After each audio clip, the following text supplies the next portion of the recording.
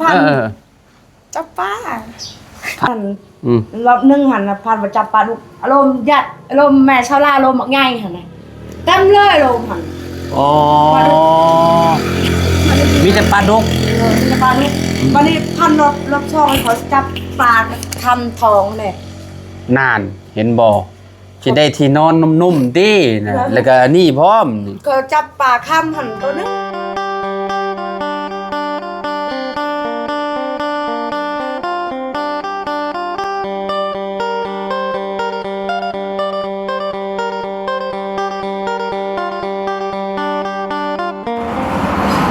มาบัดนี้พี่น้อยเนาะ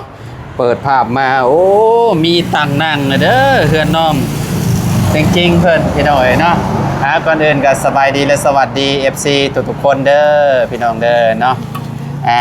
มานั่งโต๊ะนั่งตั้งแล้วบาดนี่อ๋อคักลีนี่เนาะ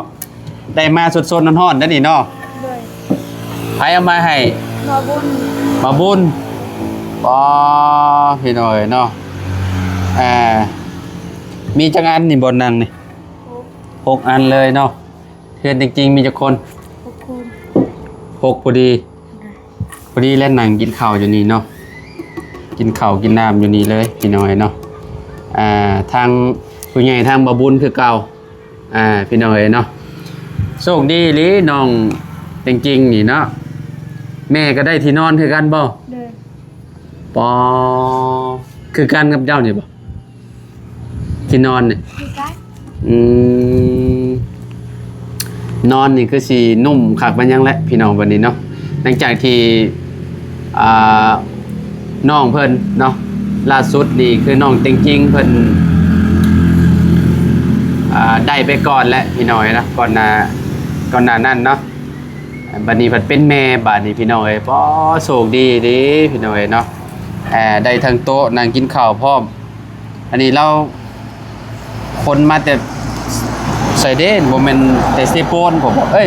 โมเมนต์แต่เซโน่บอกหรือว่าจังใดนี่พี่น้อยเนาะหรือว่าอยู่ในเซโปนเท่าเดียวป่ะ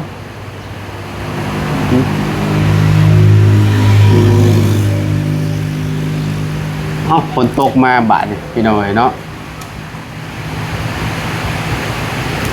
มันแน่นอยู่เนาะแต่ว่ามันอันนั้นจะงึงงักในนั้นนึงพี่น้อยเนาะเมื่อพวกเจ้าไปนั่นบ่ไปจดรายชื่อบ่อยู่โรงเรียนบ่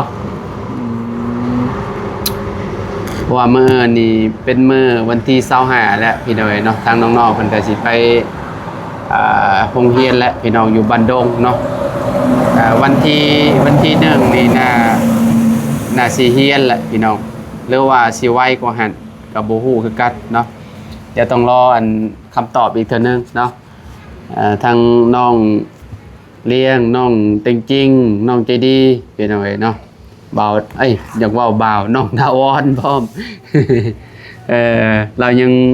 อันนั้นเนาะยังบ่ได้เป็นบ่าวจำห้องเราบ่าวแล้วพี่น้องงามอยู่บ่น้องเลี้ยงเนี่ยมองนั่งนี่แหละมองนั่งกินข้าวนั่งกินกาแฟนี่แหละขังอยู่บ่งามอยู่บ่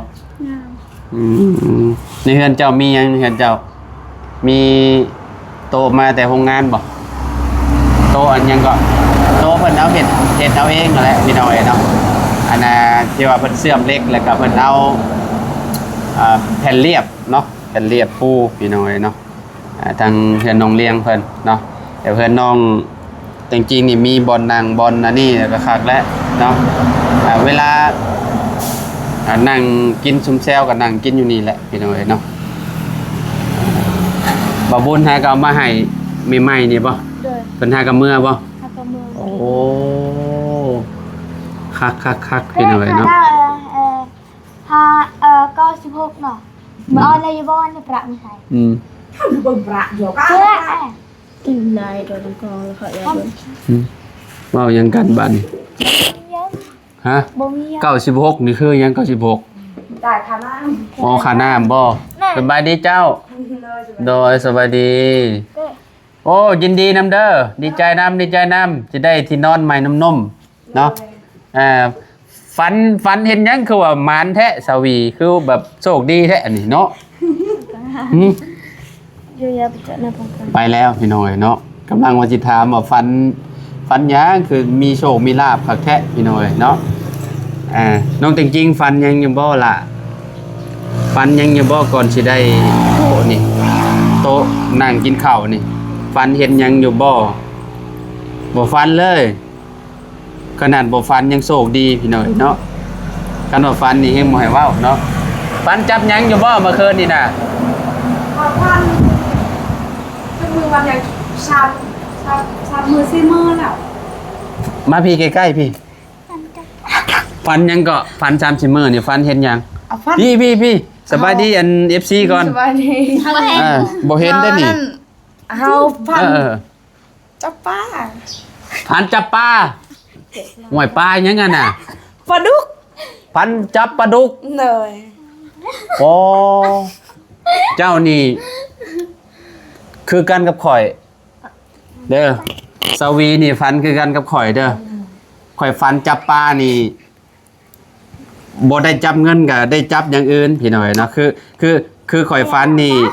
ฟันจับปลาได้จับเต็มมือนี่คือแบบสิได้จับเงิน แต่ว่าสิบ่เป็นเงินเท่าพี่น้อยเนาะความฟันของข่อยน่ะได้ พอพันตะบิดหัน อืม รอบนึงหันพันมาจับปลาดุกอารมณ์ยัดอารมณ์แม่ชาวลาอารมณ์มักง่ายหันนะเต็มเลยอารมณ์หัน โอ้มีแต่ปลาดุก จะปลาดุกวันนี้พันรอบช่องเขาจับปลาทำทองเลย นานเห็นบ่สิได้ที่นอนนุ่มๆตินะแล้วก็อันนี่พร้อมนี่ ก็จับปลาข้ามหันตัวนึง จับปลาค เลย ำบ่แรงนี่พี่น้องเอ้ยเนาะจัดไปเลขปลาเด้อพี่น้องเด้อเนาะ บ่หาพันสุดก่อนนะ สองทำมือนะบัดนี้เอาได้ปลาดุกคือกันแต่ปลาดุกเอาไปไล่3-4ตัว มีแต่พันจับปลาเนาะ พันจับปลามา โอ้ หาล้านก็มีว่าเจ้าได้เงินแล้วหาว่าได้เงินยัง เจ้าก็มีว่าเจ้าสิได้เงิน เลย คันว่าบ่ได้เงินก็สิเป็นอย่างอื่น เลยสาวมีบ่ได้ว่าเป็นอย่างอื่นสาวมีว่า มี เจ้า แต่ ได้ ว่า เงินแล้ว มีแต่เงินเนาะ เลยดังที่บางเทื่อก็เจ้าบ่เคยใช้เลขก็ใช้เลขก็ถือ ความหมายนี่ก็คือกันเลยพี่น้องเวลาข่อยฟันนี่ต่อฟันได้จับปลานี่คือแบบได้จับล้นเงินนี่พี่น้องแต่ว่าบ่เป็นเงินเท้าบางทีน่ะบางทีก็ได้โอ้ได้โซ่ก้อนใหญ่นะคือแบบนี้แหละพี่น้องคือแม่แต่จริงฟันนี่แหละเนาะฟันติดต่อกันเนาะติดต่อกันพี่น้อง พันเรียนเลย ฟันเรียนเลยพี่น้องเนาะถือว่าเพิ่นนี่แหละพี่น้อง แต่เขาเพิ่นแต่เขาบ่ได้พันยังแต่เที่ยวนี้ได้สุดดี โชคดีดีใจนำเด้อได้โต๊ะนั่งกินข้าวได้ที่นอนมาเอิ้นบ่เพิ่นมาส่ง เพิ่นว่ามื้ออื่น โอ้ เพิ่นว่าสิมามื้อนี้แต่ว่ามาบ่ได้ พร้อมกันเลย เรื่องคันว่าพันเรื่องนั้นหันคันเครื่องใช้เลขกันคันมันคิวอะไรคันเราบ่คิวแล้ว โดย เจอไกลก่อนเด้อ โดยเอาสบายดีเด้อพี่น้อยเนาะว่าเราเล่าความฝันเราพี่น้อง3มื้อซ้อนที่ว่าเราฝันจับปลามีปลาดุกแล้วก็ปลาอิหยังปลาค่ำบ่ปลาทองพี่น้องก็คือแบบน่าสิเป็นแบบความโชคดีของเรานี่แหละพี่น้องเนาะที่ผู้ใหญ่เพิ่นสุดซอยมาทางครอบครัวน้องเต็งจริงเพิ่นเนาะตอนนี้น่ะน้องเต็งจริงเนาะก็มีแล้วที่นอนแล้วก็แม่เพิ่นบาดนี้เนาะก็สิได้ครบบ่เลยพี่น้องเนาะสิเป็นโอ้ถือว่าแบบสุดๆแหละพี่น้องเนาะครอบครัวเพิ่นได้รับการช่วยเหลือเนาะผู้ใหญ่เพิ่นกับเพิ่นก็ออกสื่อเสียงอยู่บ่ได้ออกบ่มีแต่บอกว่าผู้ใหญ่ใจดีซื่อมีหยังแน่ที่ว่าเพิ่นซื้อให้ ของคอยน่ะเตียงแล้วก็ที่นอนก็ตู้แล้วก็หันก็ซื้อมาพัดลมแล้วนั่นเราให้เงินเรือแต่ซื้อเครื่องเราให้เงินมาแล้วก็เราซื้อไอ้แม่ที่นอนนี่แล้วก็พัดลมเมื่อกี้นี้แล้วก็บื้ออื่นเตียงสุดพี่น้อยเนาะได้ครบเลย สิเป็นพัดลมก็ได้ตัวใหม่อีกพี่น้อยเนาะพัดลมตัวนั้นก็ยังบ่ได้เป็นหยังที่อันนั้นบ่าวซื้อมาน่ะใส่ได้ปกติมันสูงตัวนี้มันยาว ตัวนี้มันใส่แบบอันนั้นขึ้นบ่ยาวอ๋อยาวแบบว่ามันยาวแบบใดยังบ่ได้เห็นอยู่ไหนจักหน่อยจังเบิ่งซะเนาะน้องเลี้ยงได้ยังสิได้เฮือนฮะโซลาร์เซลล์จะใส่ได้อยู่บ่ใช่มันหุ่งอยู่บ่บางทีมันก็ไม่ได้หุ่งบางทีมันก็หุ่งมันเป็นน้ำแดดบ่มีนะว่าเนาะยันแดดแบบว่าคือแบบนี้แหละพี่น้องมันคึ้มตลอดเลยเนาะมันใส่ก็สิได้อยู่ประมาณ20-30 นาทีเดี๋ยวมันก็ดับแม่นบ่เพราะมื้อนี้นอนมืดคือแบบคันมาต่อจากเฮือนสาวกงมีเนี่ยเฮาต้องไปเสียอันนั้นแม่นบ่ต้องไปเสียนำเจ้าของหมอแบง10 ล้านแหละคือต่อทาวรได้แม่นบ่แต่ยันแบบว่าในอนาคตนั่นแหละยันแบบว่าสาวกงมีเราใส่เครื่องไปผ้าลายหรือว่าน้องเลี้ยงบ่ได้ใช้นี่แบบสิเป็นจังได๋บาดนี่สมมุติว่าต่อจากน้าสาวเจ้านอกจากแบบเฮาแยกหมอแปลงมันน่ะโอเคอยู่พี่น้องเอ้ยเนาะแต่ว่าอันนี้ใส่แบบร่วมกันนะมันก็บางทีน้องเพิ่นบ่ได้ใช้ไฟหลายแต่ว่าทางนี้ใช้ไฟหลายมันก็บ่คือกันแหละพี่น้องเสียค่าพงค่าไฟมันก็สิบ่ซ้ำกันนะแต่ละเดือนนะพี่น้องเอ้ยเนาะทางที่ดีก็มีแต่ต่อลงจากหมอแบ่งเองแล้วเนาะคือแบบน้องเพิ่นแต่ไกลอยู่พี่น้องไกลสมมติว่าอันนี้เฮือนน้องจริงๆนี่เฮือนน้องเพิ่นก็อยู่โน่นนะอยู่โน่นเบิ่งนี่เฮือนสาวกงมีนี่ซื้อกันเนาะซื้อกันอยู่กับเฮือนอันน่ะแต่จริงนี่พี่น้องประมาณซำนี้เนาะสายไฟต่อไปอีกก็นี่ก็สิคะแนนว่าค่าไฟนี่ก็ค่าสายไฟนี่ก็ต้องเพิ่มไปอีกในระดับนึงเนาะเข้าเฮือนจริงๆนี่จักล้านนะตอนนั้นเนาะประมาณ20เท่าไหร่25บ่ประมาณ25เนาะประมาณนั่นแหละพี่น้องแล้วก็ต่อ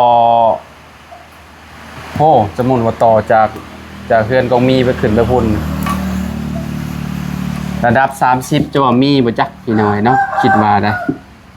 ต่อไปเฮือนน้องเลี้ยงเพิ่นนี่เพราะว่าแต่ละมื้อนี่ก็นอนมืดตลอดเนาะเรื่องน้ำประปามันก็ฝากนั่นบ่ได้มีพี่น้อยเนาะบ่มีเลยเพราะมันมีแต่ฝากเดียวนี้น้ำประปามันมีแต่ซ้ายนี่ทางเฮือนจริงๆนี่ฝากนั่นมันก็แนมว่าใส่นี่ก็ต้องลอดพื้นพุ่นระดับ10 ล้านนี่เอาบ่อยู่แล้วคิดว่าคันว่าได้ต่อน้ำประปานี่เจาะน้ำดีกว่าเนาะเจาะน้ำบาดาลใช่เด้แต่ว่าไฟฟ้าบ่มีบาดไฟฟ้ามันบ่มีเจ้าสิเอาหยังดูดขึ้นมาบัดนี้เนาะเรื่องของเรื่องเนาะแต่แนมข่อยเป็นชาวกงมีน่ะข่อยเจาะเอาดีกว่ามันมีแถวเทิงน่ะมันมีอยู่เดินน่ะนะพี่น้อยเดินมีแถวนี้มีเดินมีหยังก็เจาะได้แต่บ่ฮู้ว่ามันสิเลิกบ่พี่น้อยเนาะนัดดาวเอาตะปืนน่ะแต่น้ำแถวนี้คือจะบ่เลิกปานนั้นเนาะข่อยว่าเนาะน้าบ่าวน้ำบ่อยู่ในรูฮะบ่ว่าเจาะน้ำมาได้นะให้คอยเพิ่นเอาให้เพิ่นเอาซุมเจ้าบ่เคยเห็นบ่ก็เจ้าเจาะน้ำบาดาลก็เจ้าเจาะลงไป20-30 เมตร40 เมตร50 เมตรก็เจ้าก็สูบน้ำขึ้นมาจะให้สูบดาวจะให้ตรงนี้อันจริงเนี่ยโป่งเงียนให้กี่ดาวนี่ดีมาแต่ว่านี่กินกับรุอังกัดกับรุจะให้เจาะโอ้ยอันให้เจาะให้ก็ตังเป็นให้เนาะเจ้าบ่จักน้ำบาดาลบ่เจ้าน่ะให้สูบเจ้าบ่เคยใช้บ่ในโรงเรียนเด้ในโรงเรียนจะสูบบ่เด้แม่นสูบแบบนั้นแหละโอเคน้ำบาดาลแหละนะก็เจ้าห้องน้ำบาดาลเดี๋ยวว่าก็เจ้าสูบบางทีเฮาก็ซื้อปั๊มมาอันใดแหละใดเฮาซื้อได้จรวดมาประมาณใหญ่กว่าแขนแล้วเฮาก็จุ่มลงเลยแล้วเฮาก็ต่อท่อขึ้นมาแล้วเฮาก็สูบเฮาก็ใส่คือน้ำประปานี่แหละก็อันเดียวกันนั่นแหละแต่ว่ามันสิดีกว่าน้ำประปาเพราะว่าถ้า ถ้าอันน้ำประปาขาด ลงมาใช้ เฮามีไฟฟ้านะเฮาก็โอเคแหละเฮาก็บ่เป็นหยัง คือก็เพื่อนน้องชายเลยบอกไม่ได้ แม่นอันเดียวกันแต่ว่าเฮือนน้องชายเราสิขุดลงเราสิขุดลงแล้วเราเอาท่อลงซื่อๆเอาท่อลง เจ้าเคยเบิ่งบ่คลิปอยู่เฮือนน้องฮัวน่ะที่ว่าทีมงานไปเจาะน้ำให้เรานะนั่นแหละน้ำบาดาลแบบนั้นแหละ ล้าง โม ไม่ได้ ปองดีเลย ในโรงเรียนนั่นแหละอันเดียวกันกับในโรงเรียนเจ้าแหละแบบนั้นแหละเด้อโรงเรียนมันยังงงอยู่กับน้ำบาดาลพี่หน่อยนะน้ำบาดาลคือแบบว่าเขาสิเอารถมาเจาะจริงๆนี่เราฮู้อยู่เนาะจริงๆเจ้าฮู้อยู่น้ำบาดาลเนาะเจาะน้ำบาดาลใช่เนาะ น้ำมันก็หู้น้ำเนาะน้ำมาดานอยู่เห็นก็มีน้ำข้าวสูน้ำมาดานในช่องไปกี่ กันนั่นแหละสมมุติว่ามีไฟเฮา มาเจาะเอาดีกว่านะบ่าวว่าเจาะเอา บากหน่วย À. บาดเจ้าหนึ่งหน่วยจะยาเราหน่วย กันบนเอาที่ให้เจาะที่เจอให้ จอนี่มันต้องใส่จักรใหญ่เลยได้พี่น้องใส่จักรใหญ่คืออยู่บ้านน้องฮัวนะระดับ ปักอินปัก พอ ไฟ ถึงเต้ากูเต้าก็ ระดับซาวลาดเนาะซาวลาด เดี๋ยวใครยืม จอน้ เนี่ยแล้วก็ตาม ำจอน้ำบาดาลนี่ มาตัว หึ ค่ะ บ่มี เป็นหยังพากันเป็นหยัง ไม่ได้เป็นเนี่ยเนาะ เอาไปเดี๋ยวเข้าไปเบิ่งกันพัดลมจริงๆเพิ่นก่อนพี่น้องเลยเนาะว่าสิเป็นจังใดเนาะมันสิคือการบอกกับของเฮาซื้อไม่เพิ่นตอนนั้นเนาะจริงๆไปพี่น้องเอ้ยเนาะ พี่น้องเอ้ยเนาะโอ้ซีนี่เนาะโอ้คักบัดนี้สิเอาเตียงมาบ่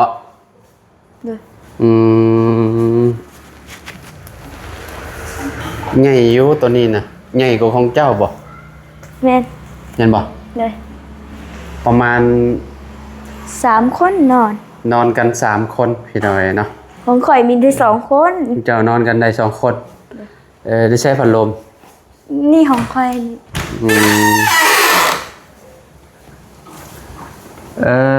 นี่พัดลมสูงแบบนี้เนาะคักอยู่นี่เนาะพี่น้องเอ้ยสุดเลยอันนั้นค่อยซื้อมาตอนนั้นเนาะ เด้อ อันนี้ยังใส่ได้อยู่ว่านี่ ใส่ได้ โอ้ใส่ได้อยู่พี่น้องเอ้ยเนาะถือว่าสุดอันนี้มันต่อยาวมันเอาดึงลงได้ตอนนี้มันใส่แบบว่าเวลาเฮานอนอยู่พื้นแบบนี้เฮาก็เอาลงกดลงเป็นอยู่บ่เป็นมันมีให้กดเด้โอ้ยายสิสอนนี่ นี่ นี่เฮาก็ใส่มือกดลงเด้บ่เป็นอยู่เนาะแต่ว่าบ่เป็นแฮงดีแล้วพัดลมนี่นะเนาะ คักอยู่พี่น้องเอ้ยเนาะของเจ้าผู้เดียวฮะ เด้อของน้องนั้น ไม่ใช่ของน้อง ใส่น้ำกัน สาย ใส่น้ำกัน บ่สายไปสายมานี่บ่ เด้อ แล้วว่าของน้องเจ้าก็อันนึงหรือว่า น้ำเสือ พูดอ่ะพี่น้องเอ้ยเนาะสุดเราเปิดดูฮะจริงๆแฮงทำไดเสียบปลั๊กไฟ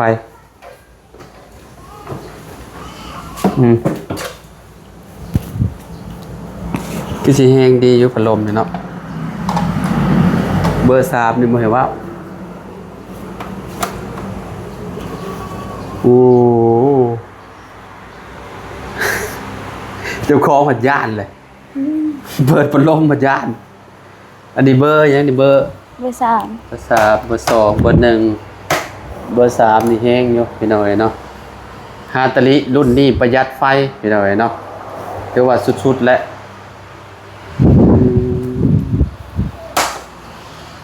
โอ้สุดพี่น้องเอ้ยเนาะ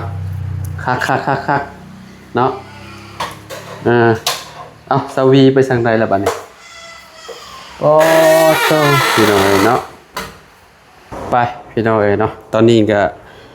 ลองเรียบร้อยแล้วพัดลมเพิ่นเนาะถือว่าคักเนาะคือสินอนกลางคืนคือสิยุงบ่กัดดอกพี่น้อยเนาะทางน้องจริงๆเพิ่นเนาะพ้นประสาทเข้ามาบ่อันนั้นนะจริงๆ บ่ เอาเลยเอาเวลาจะนอนกลางคืนมันบ่ได้นั่นบ่ซะ คันมันสาดแห้งก็มันจะเข้ามา ไปปิดเมียดมานี่เนาะโอเคสพี่น้องเลยเนาะพอกันใหม่เด้อพี่น้องเด้อเนาะเตียงใดก็ดีใจนำน้องแต่งจริงเพิ่นเนาะได้ที่นอนให้ทางแม่เพิ่นพี่น้องนุ่มๆพี่น้องเอ้ยเนาะโอ้ถือว่าสุดยอดแล้วพี่น้องเอ้ยเนาะงามสีนี่เนาะสีเจ้าห้องสีหยังนี่สีฟ้าบ่สีฟ้าและสีน้ำเงินเนาะสีน้ำเงินนี่แหละพี่น้องเอ้ยเนาะถือว่าสุดยอดแล้วเนาะนอนกัน3คนตู้น้อยแล้วก็เมียแล้วก็ลูกพี่น้องเอ้ยดาวอนเราคือสิบ่ได้นอนน้ำดอกพี่น้องเอ้ยเนาะเพราะว่าเรานอนอยู่ห้องนำแต่งจริงเพิ่นพี่น้องเอ้ยเนาะก็ได้นอนตัวนั้นก็ดีอันนี้จีกเอาให้ยังกันนี่น่ะ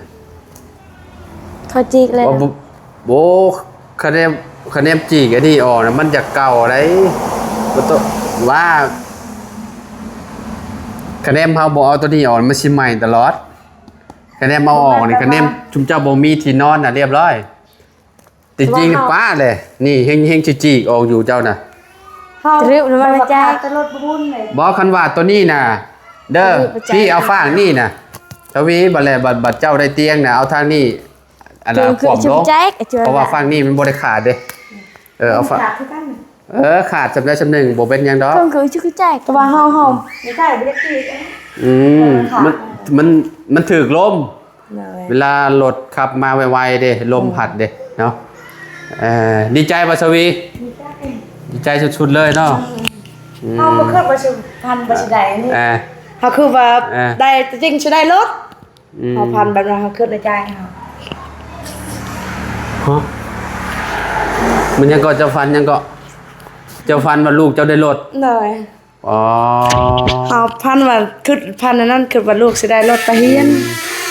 โดโอ้ยเนาะ